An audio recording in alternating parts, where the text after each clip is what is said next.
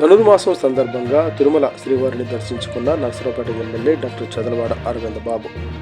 ధనుర్మాసం పర్వదినాలను పురస్కరించుకుని నర్సరావుపేట శాసనసభ్యులు డాక్టర్ చదలవాడ అరవింద్ బాబు బుధవారం తెల్లవారుజామున తిరుమలలో కొలువైన శ్రీ వెంకటేశ్వర స్వామివారిని భక్తి శ్రద్ధలతో దర్శించుకున్నారు.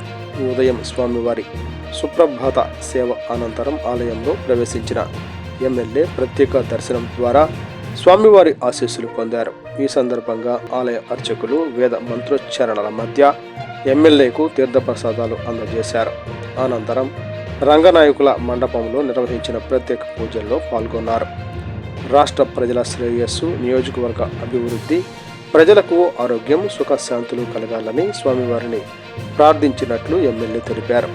ధనుర్మాసం హిందూ ధర్మంలో అత్యంత పవిత్రమైన కాలమని, ఈ సమయంలో తిరుమల శ్రీవారిని దర్శించుకోవడం విశేష ఫలితాలను ఇస్తుందని ఎమ్మెల్యే పేర్కొన్నారు.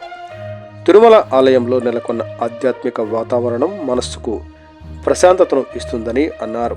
దర్శనం అనంతరం టీటీడీ అధికారులతో ఎమ్మెల్యే కొద్దిసేపు సమావేశమై ఆలయ నిర్వహణ, భక్తులకు అందుతున్న సౌకర్యాలపై చర్చించారు.